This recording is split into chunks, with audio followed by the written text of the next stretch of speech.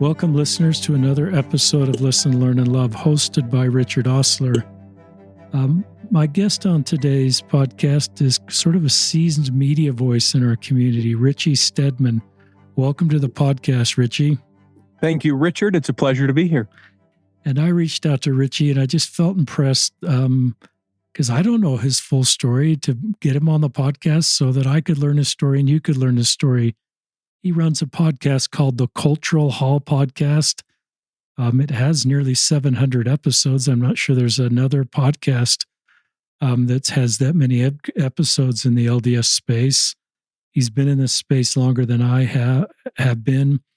He's a DJ. He's just kind of a multi-dimensional, non-one-dimensional man. He's active LDS. He's in his early 40s. And I just thought it'd be good for Rich to be on the podcast and share his story. It might be helpful for younger people that are figuring out they have creative interests and how that turns into a career. And I'm sure what you're doing at 42 is different than what you thought you'd be doing when you were 22. And some of that's probably been really cool. And so it's kind of like, listeners, I sort of position these podcasts. It's like Richie and I, we're going out to lunch. We're bringing you along. Richie's used to obviously being behind a mic and have headphones on, and he's going to share just his story as I get to know my friend better that I don't know too well, but I just like to hear his story. So is that okay for an introduction, Richie? I love it. You have overserved an introduction. It's interesting, as you were talking, you were mentioning like my 22-year-old self. Did I think that I would be doing what I was doing? It reminded me when I was in college, my freshman year of college, I went to Southern Utah University down in Cedar City. And I remember my first semester of college, I was like, man, this is communications classes and this is English classes and math classes. And I was very much what sort of felt like doing what I was supposed to be doing, right? I was like, yeah, we're going to get a business degree or, something like that, which is counter to how and who I am. But I felt like, no, this is college. It's time you're serious. High school was the days of, took a lot of theater and choir classes, and I was in student government. That was the past. But now we buckle down. And that first semester, I did pretty decent as far as grades go. But I remember going, this is terrible. This is not what I want to do at all. And so that second semester of my first year, before I went on a mission to Cleveland, Ohio, I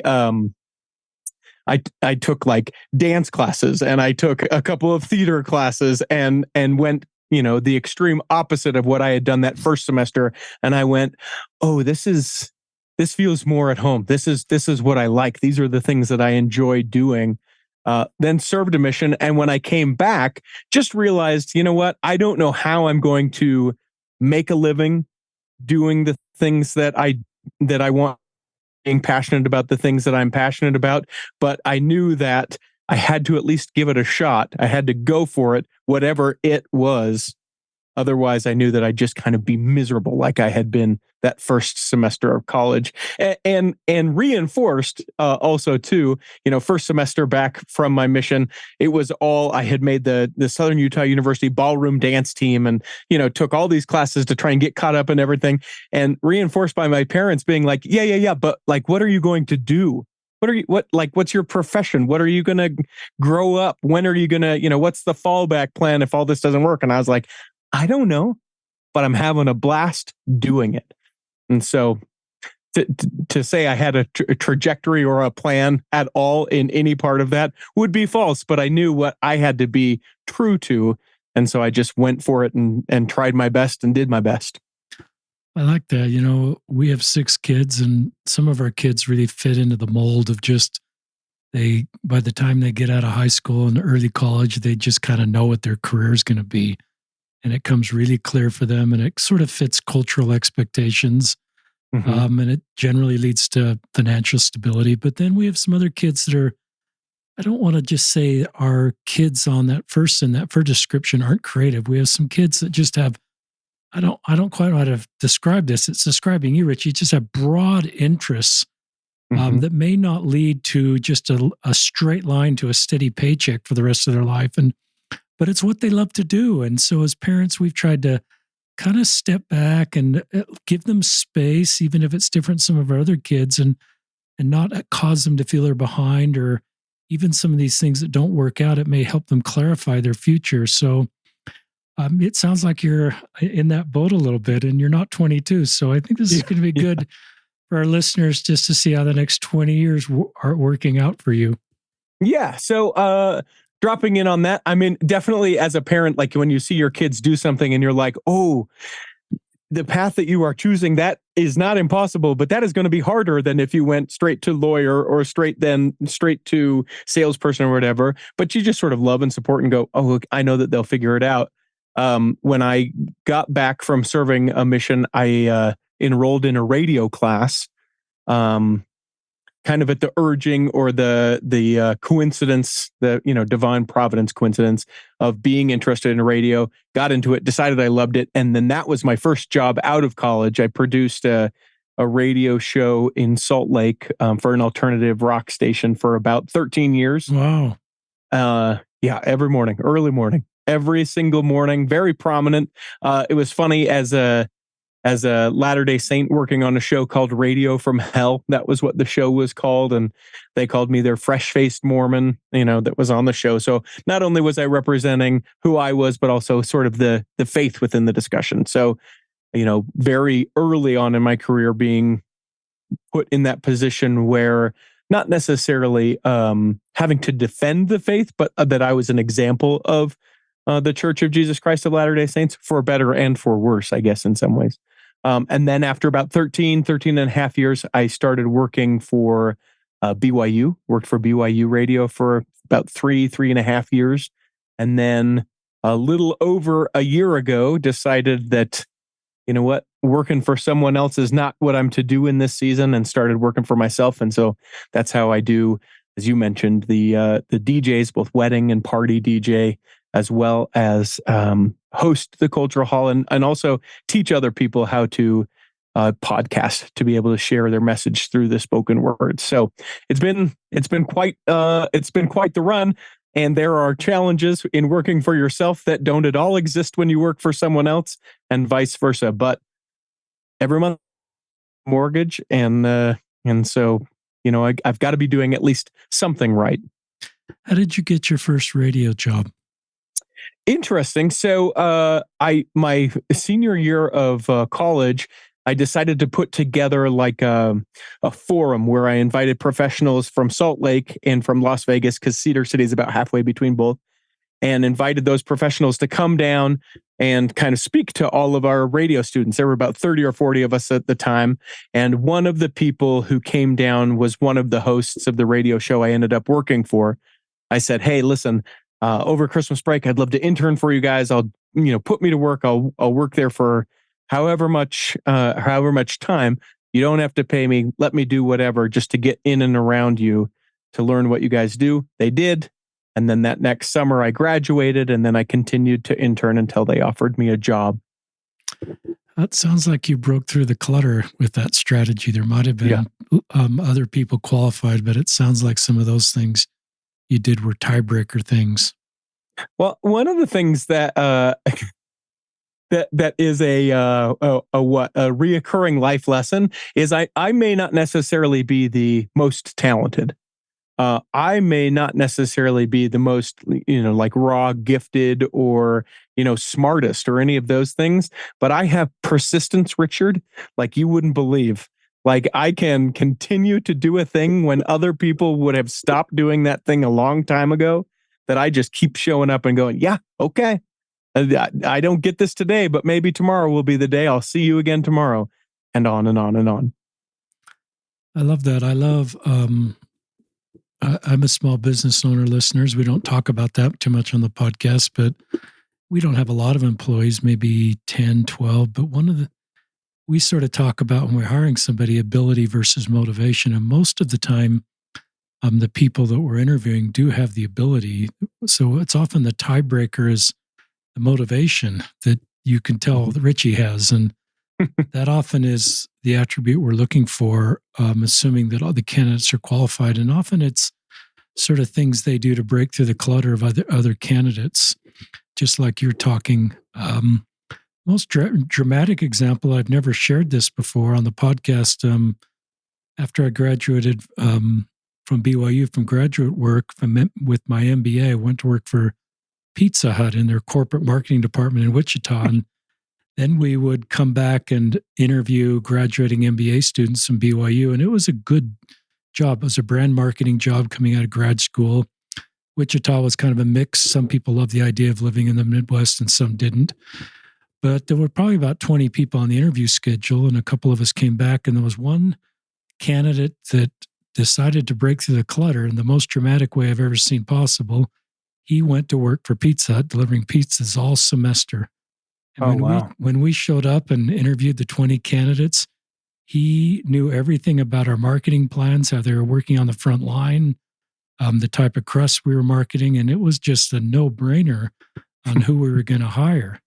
Because most of those candidates were qualified for the job, but you could just tell something about this candidate's ability to sort of think outside the dots, which I sense is how you're wired, Richie, that really drew us to this candidate, and this candidate was hired. Here's a question. Sometimes things didn't go your way, I assume, and there's some setbacks you've had. And at the time, that may have felt like, well, that just was a waste of time.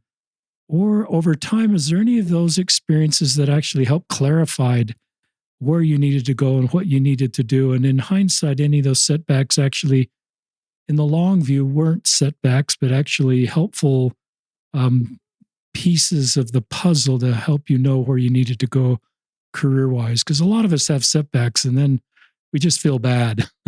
Any thoughts on that, or anywhere you want to go with this discussion, Richie? Yeah, interesting. So I kind of had two things that came to mind. And the first one is spiritual. You may not know, we may not have talked about it, but the fact that for the majority of my 20s, I was an excommunicated member of the church. I did not know that.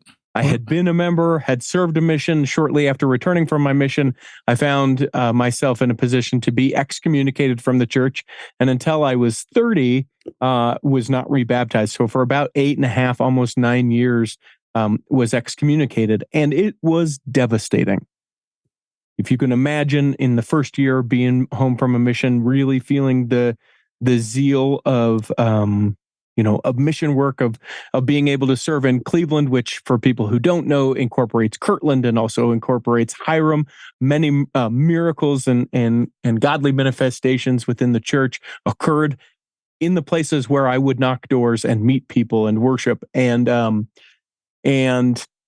coming home and I'm not blaming it on anyone, but because of the choices that I made, found myself to be excommunicated. It was a thing that I was like, oh, well, the world is kind of over as far as this, or why in the world is this happening to me?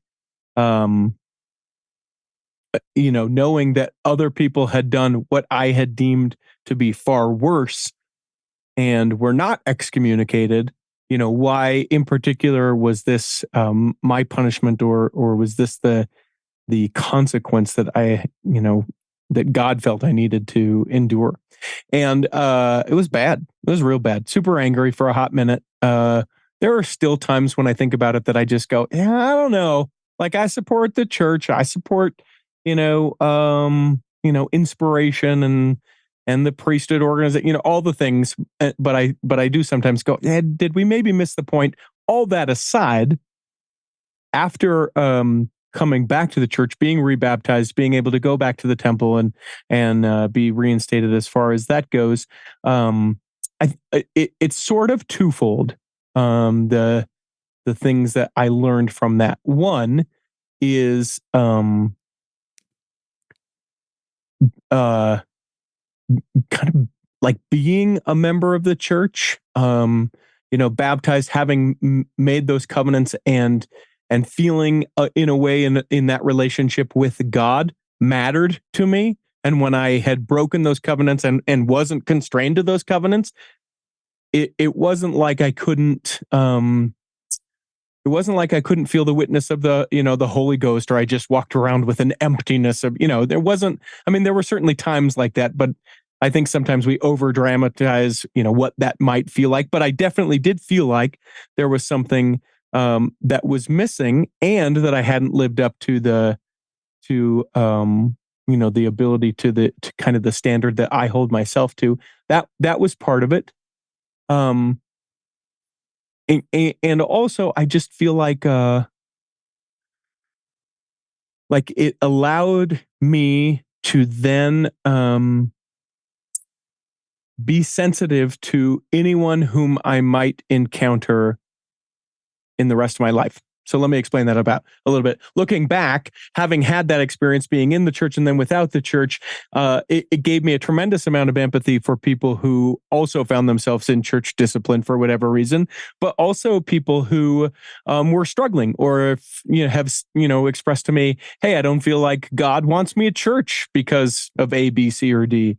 I can stand from a place of being like, "Oh no, I get that. I felt that.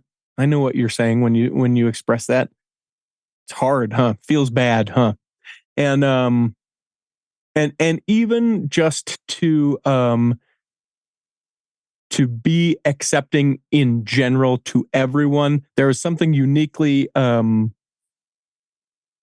beneficial is the word that comes to my mind, but that's not the word I want to use. But uniquely beneficial to the fact of being both excommunicated and reinstated. That at the time, that I'm in the high council room and the stake president says, "You're excommunicated, and, you'll go home tonight and tomorrow take off your garments." And it was this just gut wrenching, heart wrenching experience.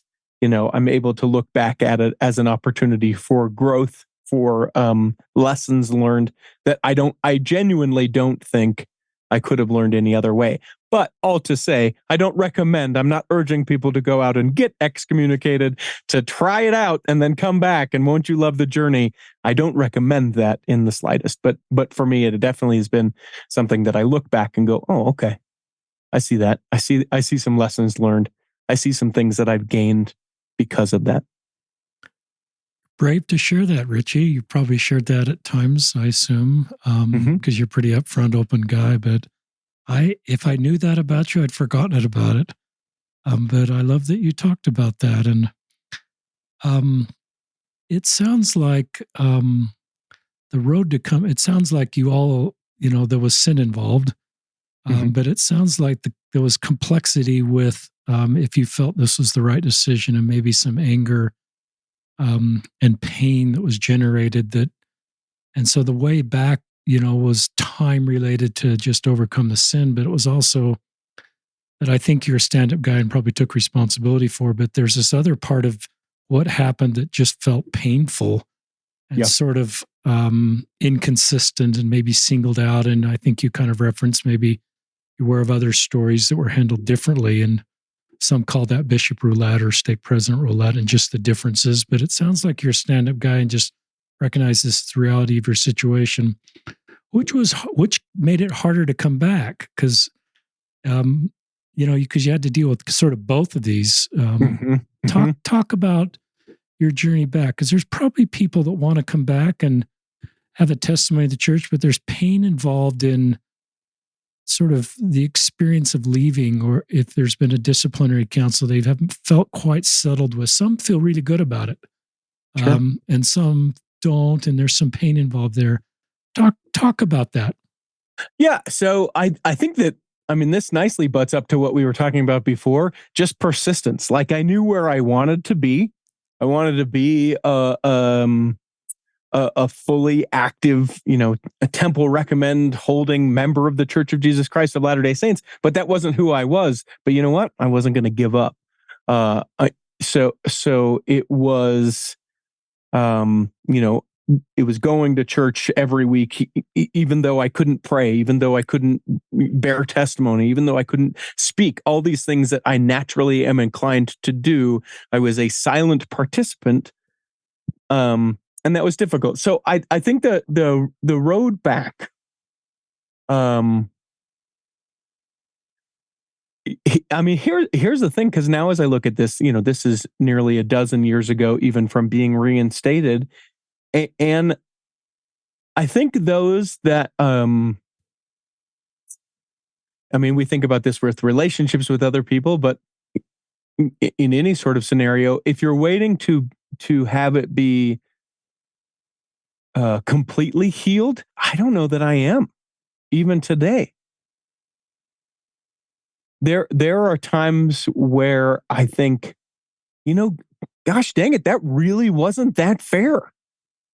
And that impacted, how I dated and who I dated and it, all of these things. And, the church isn't coming back to me now and saying, hey, sorry about that. Or, what, this is what it was supposed to be. So there is still sometimes, there are still some times where I get kind of swept up in that, but there is there is power in being able for me to be able to take steps toward that, toward being reinstated, and obviously am now. There was value in me being able to go back to the temple after a decade and being able to worship there, and those things have helped with some of the hurt. It has helped with some of the understanding that maybe I didn't have. It has helped with some of the reflection that I needed to gain, that if I wouldn't have been taking at least those steps to get to that point, I may not be where I'm at now. And, so long as I keep going, I feel like eventually, knock on wood, I'll get to where I go, okay, I get it.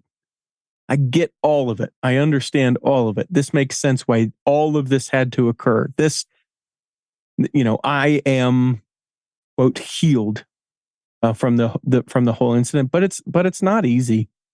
I mean, anytime your heart is broken, whether it be from an organization, another individual, leadership, anything, like it takes a lot. It takes a lot to trust again. It takes a lot to love again, to be open completely to it. And when you step on things near that, it can be pretty hard, pretty quick to be like, wait, why am I doing this? Oh yeah, nope. Got to go back to the foundations of what I believe in. Let's just keep going. It's going to figure its way out. Did you ever lose your belief in the church during this time when you were excommunicated? Is this nasty word that? Sure, but it's what we were back then. You were excommunicated, so I don't want to minimize that by saying it's membership withdrawn, I think, but sure. Talk about, as an excommunicated member, did you lose, did you still maintain a belief in the church or restored doctrine that whole time, or did that come and go? Without question. There, sometimes I wondered, like, I think, and I've talked about this before, but it's sort of this tricky, this sticky situation, because when you're excommunicated, I'm not sure if it works with when membership is withdrawn, but you essentially meet before the 15, the stake presidency and then the high counselors, and you recount everything that you did, and they're able to ask questions, and then they sort of deliver an edict, and then whatever that decision is, you can appeal it. But in my senses, I was like, well, the idea of appealing this thing, that seems counter to like being faithful and believing this thing. You know what I'm saying? Like, okay, I can appeal that I don't think that you guys are inspired by, by heaven. Is that what I'm going to do right now, and think that you guys will get a different solution? So that was, if there was ever a question, it was just a question of like, were they doing this genuinely because they were led by the Spirit to do it, or was it something else? And that's maybe the only thing I've ever struggled with. But it's allowed me the opportunity to be more compassionate to people who have made mistakes and go, all right, you are a great son or daughter of God who did a really dumb thing, but you are not a dumb person. And sometimes I feel like maybe I was just treated like a dumb person. Interesting. Talk to those that feel, that have separated themselves from the church for any reason. In your case, you were excommunicated because of a, sin. I'm just putting an umbrella sin, but Sure. it also was this really painful experience.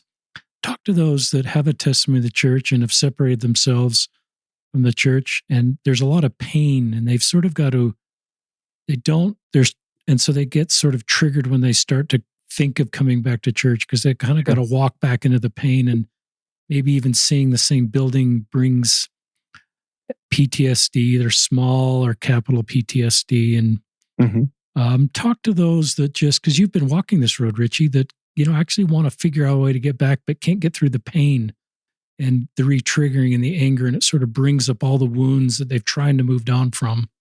Sure. And I think you said something really interesting. I'm not at the finish line on this. You actually said, this is, so that was interesting to me, but go ahead and answer that question or anything you want to talk about. Yeah. So I, as I think about that, my view on this has changed quite a bit because you're hearing me beat the drum of persistence, right? And it seems to be that persistence would be that, no, if it hurts, you still go to church because you'll figure it out. That would be maybe my 20s, Richie. But I hope this doesn't get us in trouble. I think that there is tremendous amount of value in if you feel like you need to take a moment and step away. And I'll define what I mean by step away, but like if you need to take a moment, clear your head and step away, I think that's okay. And I think there's more strength in doing that. And here's what I mean. Like by step away, I don't mean it's like Rumspringa and you're like, I can drink and I can, all the things that we sort of assign to people stepping away. But I don't think it's a stepping away. And it's important to note, you said someone who believes in the doctrine, the core of the church, but for whatever reason is hurt, is triggered, has PTSD, has trauma based on their experience. And I think the thing is, and this is why I think it's so hard. You have to hurt almost to get through it. Like you have to talk about it. You have to heal through it. And sometimes, figuring your way through it isn't easy. And I think as natural as human beings, we go, oh, the easy thing, I'll take that, whatever that easy thing is. And I'm not assigning like laziness or anything like that. I think it's genuinely one of the most difficult things to truly heal from a trauma, to truly find your way, to forgiveness, to whatever that thing may be. But if you hold true to the fact that you know or you believe, you have belief that the church's doctrine is what you adhere to, then there's the disparity of where you are as a broken, hurt person and the truthfulness. And maybe that's the trial. Mental health professionals can help walk alongside that. Jesus Christ, who is our healer, can help you through some of that. And I think that oftentimes that just takes a lot of work. And I am one who does not like pain altogether that much. I am guilty of sometimes going, ooh, there's that or there's this. I'm going to go ahead and pick that easier thing because that feels easier. But I think the real worth of things is being able to work through things rather than avoid them. It's a really thoughtful answer, Richie. I'm moved by that. It was really thoughtful. And I like you give permission to people to step away. I think that can be part of the path to healing. And you may need to take a break. And I think we need to honor everybody's individual stories.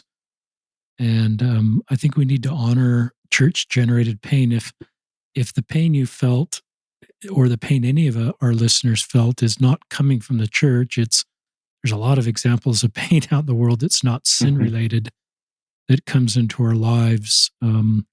And often then we can turn to our church community to find healing as they understand that kind of pain, a job loss. I mean, we could spend the rest of the podcast talking about different types of things, a car accident that affects someone, and a loss of life or permanently, or even a car accident we caused where we've caused injury to somebody. It was no intent, but we've harmed somebody and we feel pain. And we can turn to our church community and we can open up, with our members and help heal ourselves with the body of Christ. But if the pain comes from that source, it gets more complex. Sure. Because And some I think about this a lot, listeners, and I thought of it. I like analogies, and I thought of the gospel of Jesus Christ as this pure doctrine that doesn't generate pain; it just generates healing and hope. And I liken that to the water in a swimming pool. It's just perfect, pure water. But that water, to be effective in our lives, needs a structure around it, and that represents, in my mind, the institutional church. Mm. And then the edge of the pool is this porcelain. And as we lean against the edge of the pool underwater, part of that's underwater, we lean our back. Most of us feel the porcelain, it's smooth, but once in a while, somebody's going to get a real jagged edge because the porcelain's not perfect. And we all sitting around the pool may not experience that jagged edge or even see the jagged edge and how it's just impaling your back, Richie, in an experience like this. So that's kind of a visual imagery I use, listeners. And even if I don't feel any of those jags or see anything but in my lived experience, but perfect porcelain, I need to honor other people's experience, because I think one of the first ways to help people heal is acknowledge the experience that Richie had and say, wow, instead of sort of saying, hey, Richie, you're overthinking that, or they're inspired and there would never be anything done but just what was done in your best interest, is to say, Richie, that's pretty painful. I'm really sorry. And any more thoughts on that? Do you want to go in a different direction? I was just going to make a joke. We're about halfway through, and I want to get everything you want to say out. The most common response when I tell any part of that is people want to go, what did you do? Well, that's probably true. Which also doesn't help with the healing process. I just think that that's a funny, natural tendency. And I don't know if it's people are like, I need to know what he did so that I don't do it, or if it's just that curiosity that sort of, absorbs us. The other thing that I thought about with that. I'm glad you brought that up. I mean, that thought came through my mind. I knew enough not to ask you that question. Sure.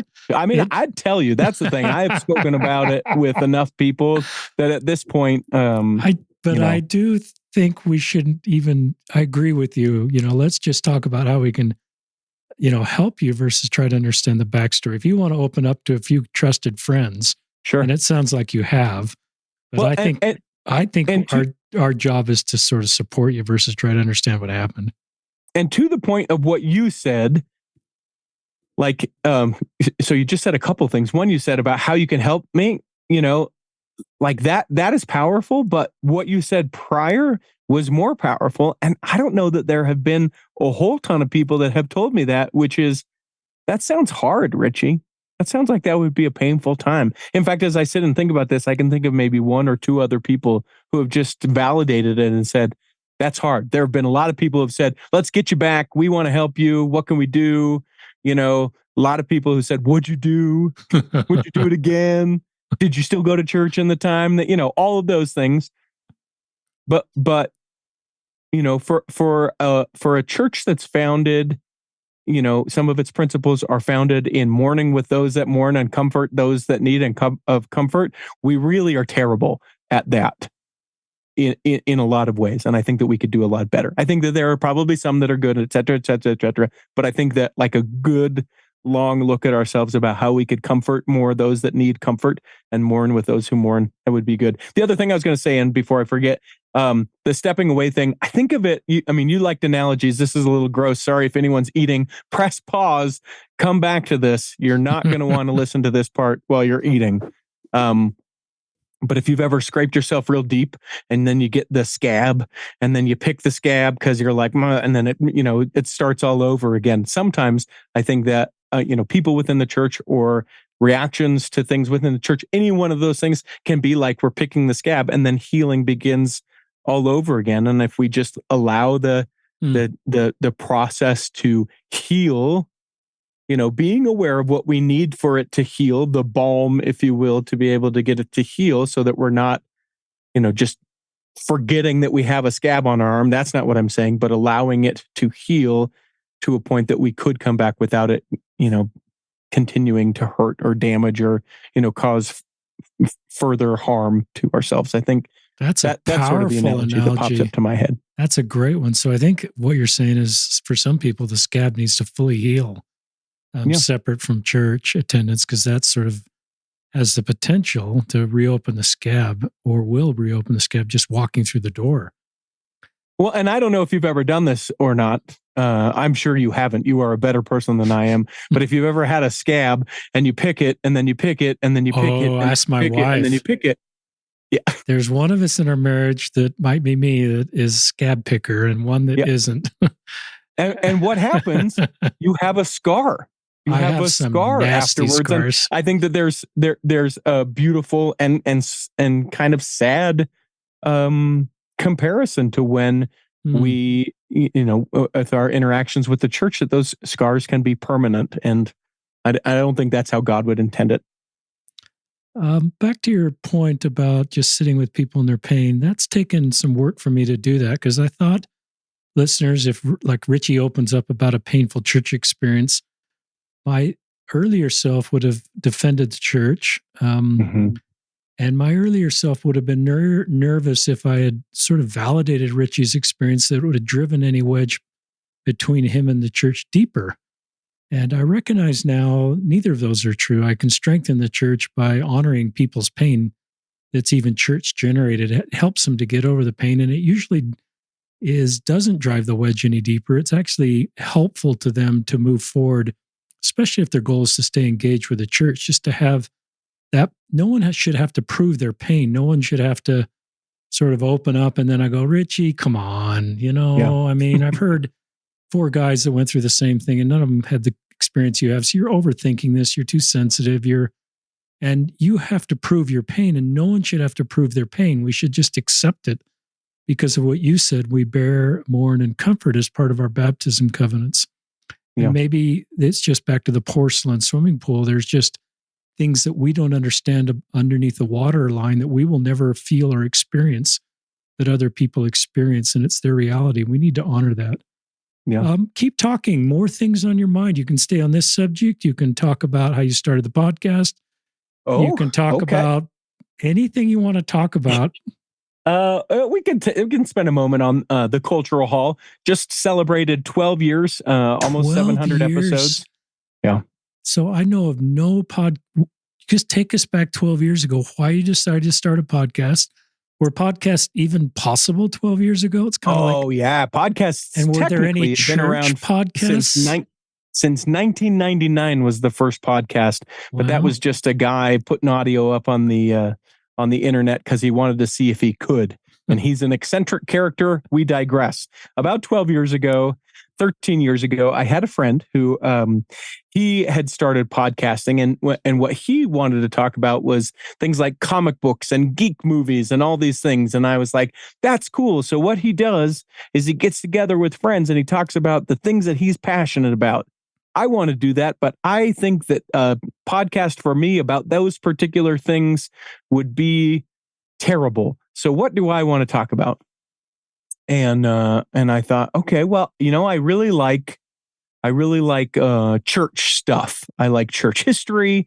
I like sort of the nuances of our church culture, both better and worse. I like church celebrities. My wife, who's not a member of the church, will often tease me about a program that we're watching or a song that we're listening to or a YouTube video that we watch. And she'll stop and she'll say, are we watching this because this person is a member of the Church of Jesus Christ of Latter-day Saints? And I'll say, yes. And she'll say, I knew it. Why else would we be watching that? I just have a particular curiosity, fascination with things around the church. So I decided that what I wanted to do was a podcast or a podcast about Mormon stuff, back when we could say Mormon stuff. And so then I was like, well, what am I going to call it? Right. I was like, is it, green Jell-O and carrots? I'm like, that's, whatever. And like a light from the sky, it was, you call it the Cultural Hall. Of course you do, because I'm not your Sunday school, come follow me lesson. That's not what I want to do, but I am inside the church. I am where people come to learn and grow and love and fellowship and community and all these things. It's the Cultural Hall. That's what we do. And so we call it that. So then I looked up the domain and it was already taken, and I was heartbroken because, as you know, being a business owner or working in business at all, I think one of the hardest things is naming a product, a business, anything. And I was like, no, that's it. That's the name. It needs to be that. So I appealed to the owner of the website and he Wow. said, no, absolutely not. I'm not selling this to you. Forget it. And so the idea was put in the back of my head. And then about 6 months later, I reached out to the owner and I said, please, will you let me buy this? And he said, no. And again, this persistence thing, Richard, about, probably 9 months after that second interaction, I reached out and I said, hey, come on. You're not doing anything with this website. Here's what I intend to do with this website. I would love to do this. Will you sell this to me? And he did. And so then I was like, well, okay, now I've got the website. And then I just sat on it. And the joke that I always make is the one good thing that came from my first marriage is that she said, listen, you've been talking a lot about this podcast thing. Either do it or shut up about it. And so at that sweet urging, I decided to start doing it. And so that's how the Cultural Hall started. Two interesting things about it. One, it was originally started because I really wanted to meet Peter Breinholt, which I'm not sure if he's been on your podcast before. He's great. If people don't know him, his music is phenomenal, one of a kind voice, and a sweeter person in the world you could not ever talk to. He's just about the sweetest person, salt of the earth guy. And so I was like, yeah, I'd love to one day meet him. I met him on like episode 6. And so I was like, okay, well, now what? So that's one thing. The second thing that's sort of interesting is the person who owned the culturalhall.com was John DeLynn of Mormon Stories. Wow. And so that was when he was, in fact, he's, I think, episode number 4. He was at the time an active member of the Church of Jesus Christ of Latter-day Saints. So it's a long history of being able to get going. After I interviewed Peter Breinholt, I was like, well, I've sort of done what this podcast is about. So now what do I do? And it was at that time and some reflection from people that they were like, this is so much more than just talking to air quotes, famous Mormon people. This is a community where I can share questions and concerns, and I can learn about odd things in church history and quirky cultural things. And so we've really, in the then now 700 episodes, really just tried to take wherever the wind blows and share love and create a community and have discussions about things that one of the greatest compliments that that I can get from people is when they go, I saw what the episode was about and it sounded terrible. And then I listened to it and it was interesting, or you brought this subject to life, or I was riveted because of the way that this discussion occurred, or something where I can take someone's, kind of thought process about something and completely change it. To me, that's the power in what the Cultural Hall is today. I love hearing that story, and I love the domain name and the backstory there. And talk about 12 years ago, were there any other LDS podcasts? I mean, so Mormon Stories, hosted by John DeLynn, has been around a good long time. This Week in Mormons, which still exists now, but has recently kind of gone through an ownership change. It was around. It started about 6 months before we did. But there have been a lot that have come and a lot that have gone in the 12 years. But yeah, there are a few of us OGs that are still around. Talk about, I get some requests, how to start a podcast, and I try to give encouragement to people. There probably is more space in the LDS circle to have a podcast. What is your advice for people that say, Richie, I feel impressed to start a podcast? Do you feel there's so many LDS themed podcasts right now that you would be discouraging them, or would you be encouraging them, or what advice would you give them? Not from a technical perspective, because you could obviously answer that too. Sure. But just from from your marketing perspective, how would you go about figuring out if there's space to start a new podcast?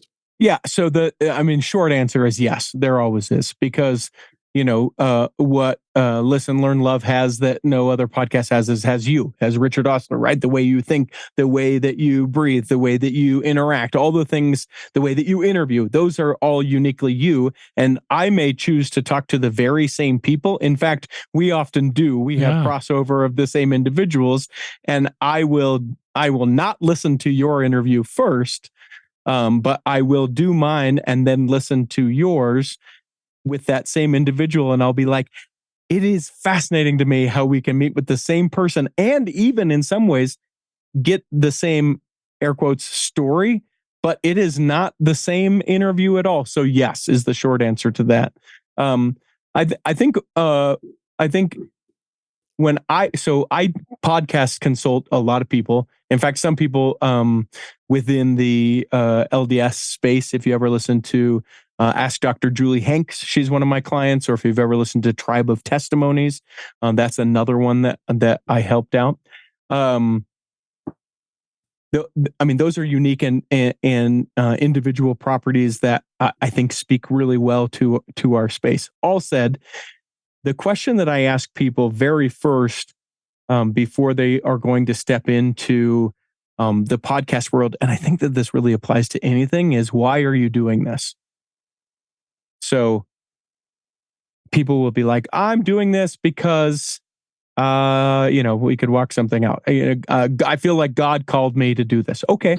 Why do you think God called you to do this? Well, because I have a unique perspective, because my mom wasn't a member of the church and my dad is an active member. And if you just continue to ask those why questions, I think really knowing why you are doing a thing and really attaching yourself to the why of doing that can be tremendously powerful. And it doesn't just have to be podcasting, but I think it really applies. Meaning, like if you are doing a podcast because you want to have 1 million followers and you want to retire in Cabo San Lucas by the time you're 40, the type of podcast that you would need to make would probably not be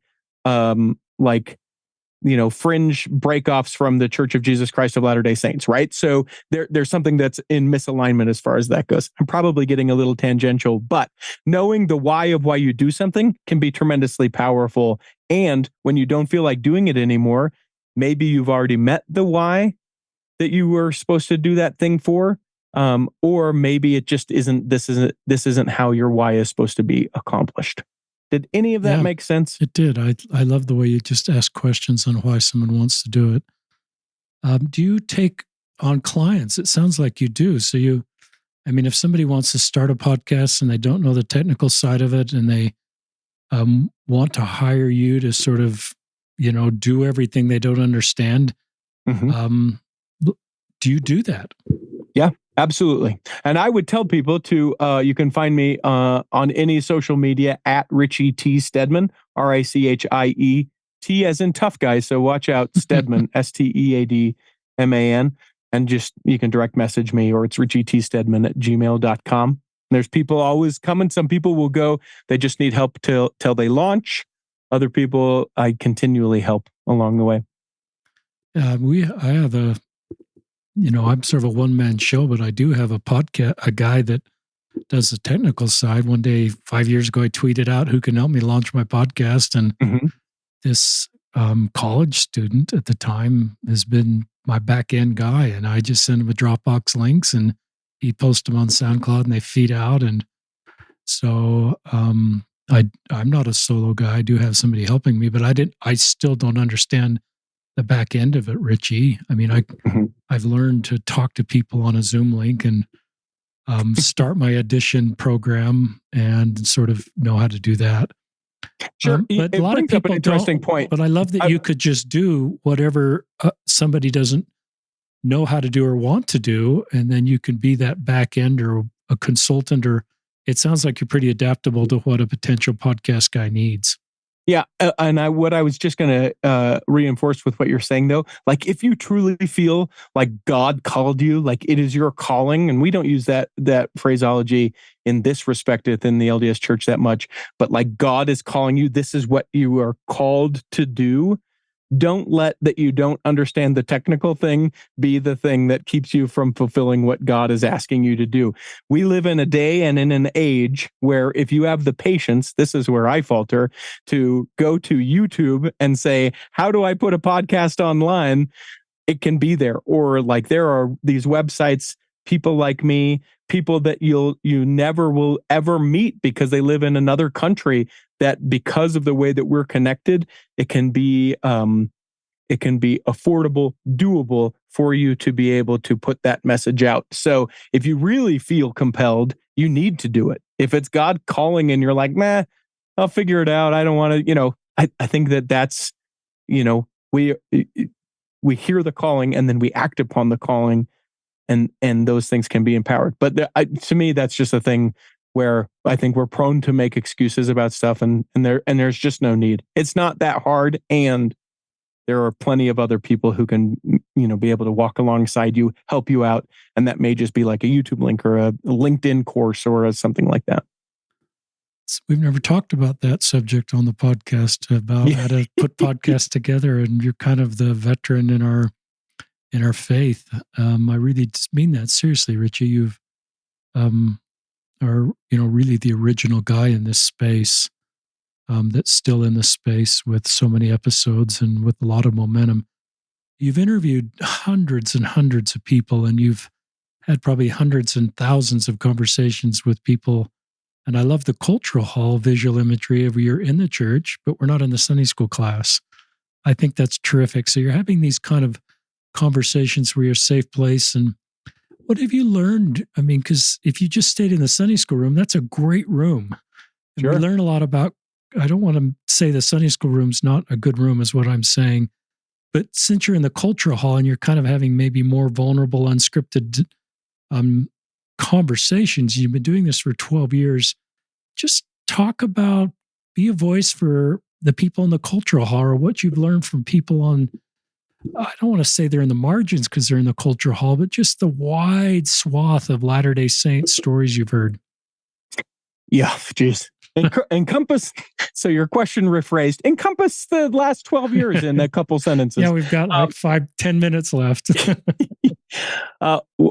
It has been a unique privilege that I have felt really honored to be able to do, to be able to hear people's stories. And, put a different way, sometimes people will say, well, what's your favorite episode?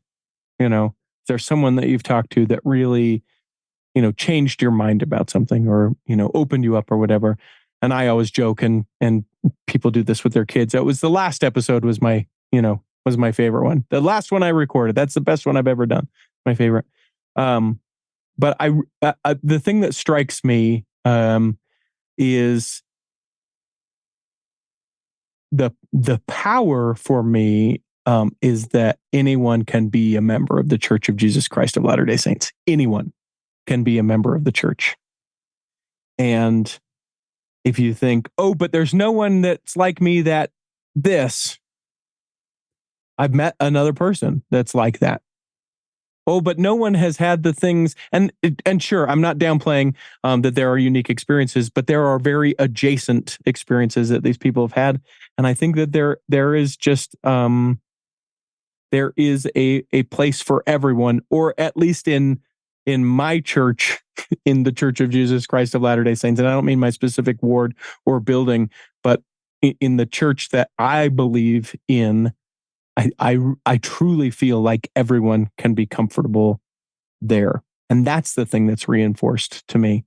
When you talk about the imagery of the cultural hall, the thing that I like about that is, the cultural hall is a safe place for people to be able to be like, yeah, I'm all in on temples, but tithing, geez, I don't get it. Doesn't the church have enough money? And we can talk about it, and there's not any sort of judgment, and that person will still come to church on the next Sunday and be there, or they won't because they're going to take a break. Like it's not so prescriptive. It's not so checkboxy.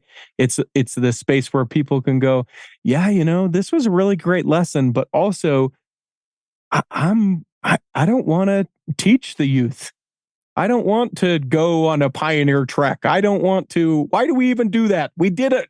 The pioneers would look at us and say, why are we doing this thing? We did it. You don't need to recreate it. It was great when we did it. Move on, whatever the thing is. And it's not just doubts. It's the things that people are genuinely, trying to be comforted by other people, mourn with other people. Here are the empathic, if that's the right way to say that, words of other people. It's just a way for people to go, here is who and what I am, and I love you for who and what you are.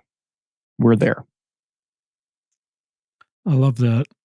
I love your vision of the church, and that everybody's welcome. I believe that. I think it's part of Zion and part of gathering Israel and creating safe places in our church to talk about the things in our heart without judgment. And it's hard to do that sometimes in Sunday school.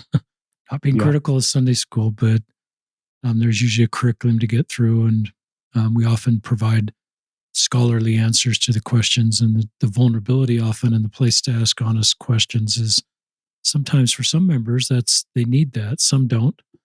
But I love that you have a safe place to do that, and the listeners can hear other people, so they're not walking alone. They don't feel they're the only one. I love your own experience, Richie, and how, even though that was painful for you, how that was handled. You talk about how that changed you in a way that made you more empathetic and more kind and more compassionate. And I don't know what to make of that. I don't want to reverse engineer this and say this is always God's plan for you to have a difficult experience. So I'm not comfortable saying that, listeners, but I do think part of mortality is we have unjust things that happen to us, and they're unfair and they're sort of unexplainable, except in a fallen mortal world. But then sometimes our agency kicks in and we go, what? It's sort of, instead of what if, it's what now. Somebody that was a survivor of sexual assault taught me that line. He had to get past the what if, and he got to the what now. And I love that you've done that and sort of said, this whole experience, still unjust and unfair and makes me angry sometimes, has made me more compassionate, more willing to hear people and more sensitive to people on the margins. And maybe that's a good thing. I don't want to say that's why it happened, but I think it's a credit to you and the experience. And you were out of the church for a period of time, and I don't look at that as these 10 years of your life that need to be wiped away, but there are 10 years of your life that's very present for you and very important for you. And you've used those in a way that now the rest of your life is possible. Any thoughts on that, and just any concluding thoughts? Or a whole different subject if you want to go in a different direction. I just think about it, and I, some of the way that you've reflected it back to me has been super helpful in ways that, like I say, I haven't heard, all too often, or maybe ever at all. I really like, I like the idea of, what now, or, what is kind of common right now is what's the next right thing. Like, this happened, but what's the next right thing that, that I can do? Or, this will seem super pretentious, but I love this, so get ready. There is something that I really love to say, and it's almost like a personal mantra. People have quoted me before, Richard, so get ready as I stretch out and get ready. But I genuinely believe this. The only thing that we can be perfect in this life is never giving up. And for me, that just is the most powerful thing. That is an agency, that is a choice, that is a right, a gift, all the things. But we can make the choice to never give up. Oh, this sucks. This is hard. Yep. Man, I hope tomorrow doesn't suck so hard. I hope that's not as bad. I hope this gets easier. But I get the choice to whether I give up or not. And I think God's just saying, hey, don't give up. And I'm saying, yep, I'm not going to. I love that, Richie. It's a sign of your character. This is a tender question. I assume you flew home from Cleveland. Did you? Mm-hmm. That was, 20 plus years ago. Your life, like most of us that flew home from a mission, our lives are different. than we thought they'd be, perhaps on that plane ride home. You've mentioned you've had a divorce. You've mentioned you've been excommunicated and come back, and I'm sure those possibilities were not in your mind on the flight home from Cleveland. And in some ways, you could feel my life didn't turn out the way it did, but I sense you are really pleased where your life is, and you don't look back at the last 20 years and with a negative feeling. But I guess my question is, I mean, what would you say to your 20? What would you say to your, knowing your life now? What would you say to your, if you were sitting next to your Richie Steadman on that flight home from Cleveland, what would you say? With the long view of your life, Yeah, up to this point, I'd say buckle up, my friend. But I think going back to one of the first things that I said, you ask, share your story, and I'm like, geez, am I dying? Am I doing this podcast and then I'm gonna die? Is this where I share the end of my story? Are we over? And the thing that I love is that you're right. I mean, I had a very kind of different view of what life would be like. And it's not for better or worse. It's just different. I remember being very frustrated first coming home and being like, why? I worked hard on my mission. Why isn't God helping me find a wife? Why am I not, right? Really, genuinely, these were the thoughts and expressions I had. And after 6 months, I'm just like, fine, God doesn't want me to be married. And that sounds so ridiculous to say out loud because I'm 21 and a half. And I'm like, God's given up on me. And I didn't get married till I was 30. But just being open to, whatever it is. I'm in this unique place now where I work for myself in this way, doing the DJ stuff. I know that this won't always be what I'm doing. There's sort of a time limit for the doing DJ stuff that I just don't want to do it for forever. But if you would have told, 21-year-old me that here in an afternoon, I'd be sitting with Richard Ostler and I just barely got dressed for the day moments before we hopped on, I don't know that I would have believed you. And there's some great things about that and some hard things about that. But I just am open to, what are we doing? Okay, that sounds good. I'm going to go full after that until I'm not going to do that anymore. And so that's just kind of the way that I engage with life, is just being open, trying it, and then, course changing if I need to. Being open to course change. I love that, Richie. I love you being honest and vulnerable. And I think a lot of our lives, haven't turned out, and we've had difficult things. And I think sometimes we think if we just kind of do all the right things and hit the checklist that life's going to be okay. And sometimes life gets hard, and I have regrets of things. You may have regrets, but I think I always get this feeling if Heavenly Father could just talk to us, He would say, yeah, some of those things were hard and some of those things you may wish you could have a do-over, but I don't necessarily feel that way. I just look at this as part of your long mortal experience that helps you become the person you are and helps you for the next life. And I would want you to feel shame or regret for your life, even if it's turned out different. And hold your head high and look forward and take all these experiences with you, the good and the bad and the difficult. And I think you're a tremendous example of doing that because of the platform you're doing, the safe place you have, the honesty about your story. You're a pretty real guy. And I think that's a sign of, your core character. And I would, even though your life's different than you thought it would be on that flight home from Cleveland, like all of us, figuratively, I think it's a remarkable life you're living, Richie. And yeah, just to add on, and this is philosophical for the end of a thing that we're doing, I think that God would be like, what do you mean turned out? I never said it was going to be this way or that way. This was a thing that you put on yourself. What do you mean turned out? This is experiences. This is, I'm not sure why you thought it wasn't going to be hard. I never told you it wasn't going to be hard. I don't know what you thought that it would needed to be this thing or that thing or over here. I think that He would just be like, what? You are perfect. great. Good for you. It'll be hard sometimes and it'll be great and easy sometimes. And I think a lot of that stuff that we do really is just us putting that on ourselves and being like, it needs to be this. I should have this. Why am I not that? And I think God's just like, you know what? It's silly. I just love you. I love you for all the things. None of that stuff matters, but I think it's that human tendency to start to put some of that stuff on. I love that. Anything you'd like to share in closing, Richie? Yeah. I mean, I hope that this episode has nourished and strengthened your body, Richard, and that if you're not healthy enough to listen this week, that you'll be healthy enough to listen next week. That when the time comes home, that you'll be able to travel home in safety. I think that we should bless the sugar out of this crap. All the things.